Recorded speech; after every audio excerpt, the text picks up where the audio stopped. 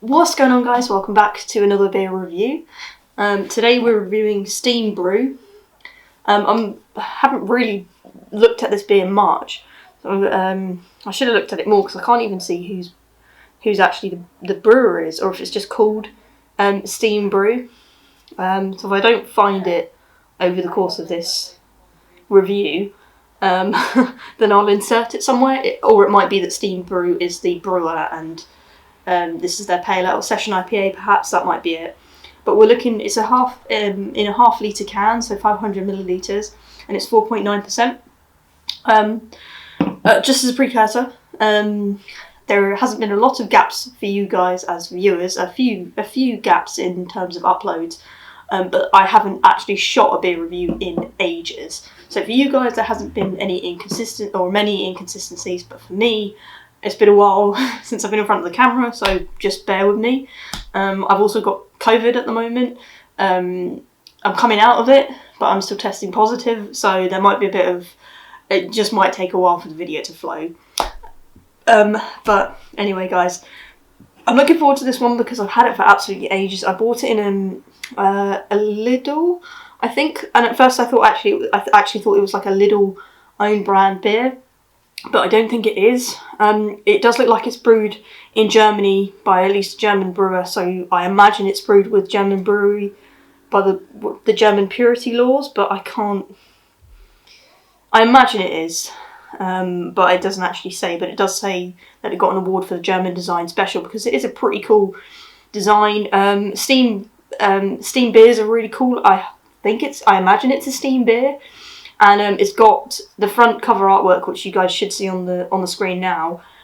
Clearly is mimicking like steampunk type vibes. So that's all really cool. I think without further ado, I've already waffled enough. Let's get this open. I'm gonna, like I said, I've had it for ages, so hopefully it doesn't fizz over.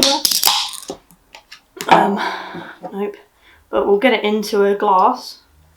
So it's a session IPA. So I don't know why, but I did imagine it to be quite lagery, and so far, maybe because of the Germany thing, there's a tiny bit of haze, but lots of carbonation. Smells quite floral. Floral as opposed to like piney or even fruity. I would say floral is the main one that I'm picking up, kind of like elderflowery smells. That's what I'm getting. Nice bit of thick head though. That is going quickly, but it's nice head nonetheless.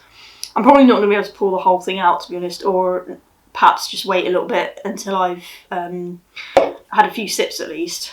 So it doesn't say a lot about this beer because a lot of the back is in German, but it does say, it must not be brewed for German brewery heritage because it says, or whatever that's called, German brewery law. Water, barley, malt, hop extract, and yeast. That is more than 4 ingredients. 1, 2, 3, 4, 5. Yeah, that's 5 ingredients. Although it does say Lidl UK, so actually might have been brewed for Lidl. So in which case this might be a supermarket series review, but I'll do a bit more research into this first, and I'll see whether it sort of qualifies in my mind or not. Anyway, let's smell it. Yeah, just kind of rosy, a bit like that. Ages and ages ago, I did a cold IPA review. I can't remember what it was called now. Castle in the Sky, I think. It smells a little bit like that, kind of rosy and floral and those kind of smells. All right, let's get sipping.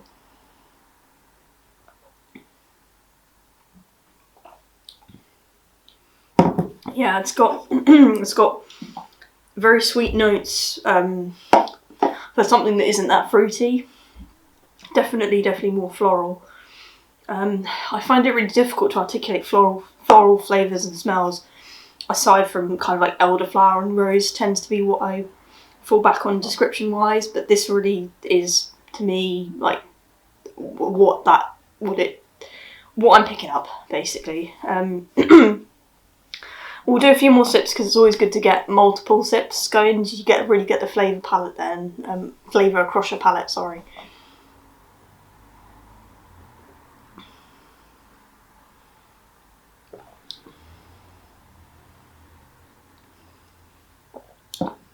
It's quite a nice one. I can pick up a little bit of orange, really orange fleshy flavours rather than orange zest or like orange peel as well.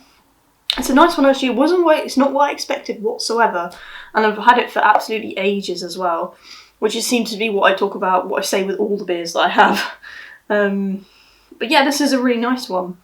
I don't really understand or know that much yet about steam beers. I've had maybe one or two before, so perhaps if you guys are a little bit more knowledgeable, let me know. For a session IPA, it's the highest percentage I think we've had, for a session IPA, 4.9%. I would argue that perhaps anything that dips into the 5% maybe wouldn't qualify. I don't know if there's actual restrictions on the ABV for session IPAs or if it's more of a definition type thing. Also, I tend to find that session IPAs, for me, they taste a little bit more like lemony than they do floral. But I'm not going to say this isn't a session IPA. Actually, because it's called Steam Brew, but it says it's a session IPA, I don't even know if this is a steam beer. It's got a little tagline that says, "Let's oil the gears of life." But yeah, might not even be that. They do say steam-brew.com is just their name. But like I said, Steam Brew might be what their brand is. It says as well that it's a pale ale, so it's, pale ale session IPA. But yeah, very floral notes I'm really picking up. If you guys have tried it, let me know what you thought. Is that what you picked up? Did you pick up something else that I'm not able to articulate or that I might even be missing? COVID hasn't really affected my taste and smell at all.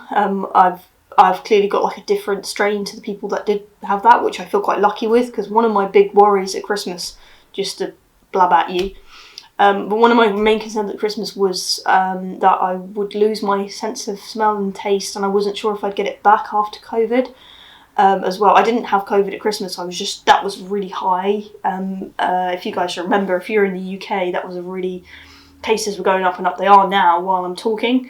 So you guys probably won't see this review until at least August, if not early September, but I'm currently talking to you at the end of June, and cases are currently rising right now, and obviously I've managed to get it after 2.5 or 2 1/3 years of COVID being around in humans.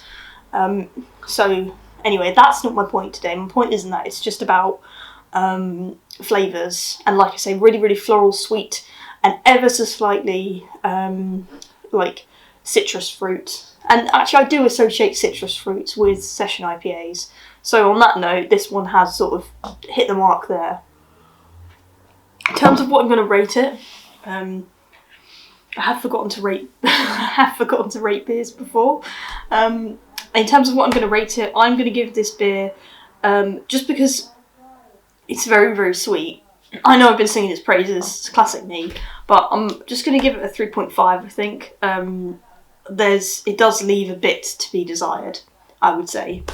I wouldn't necessarily say this is what I imagine when I pick up a steam beer or a session IPA. And I'm not saying all session IPAs have to taste the same. It'd be boring if they did. But at the same time, the flavours and stuff are so far away from what I normally associate session IPAs, except for the citrus hint. That yeah, just a little bit sort of not quite hitting the mark for me 100%. Hence the 3.5 rather than the 5 out of 5. But anyway, guys, let me know what you guys are drinking. If you've tried anything new recently, or if there's anything that you want me to review, let me know, recommend it, let me know where I can get it, and I'll get it. But yeah, I really hope you guys enjoyed the beer review. It's lovely to be back in front of my camera. You'll see this shirt a few more times in my next few beer reviews, because I'm going to do a few more.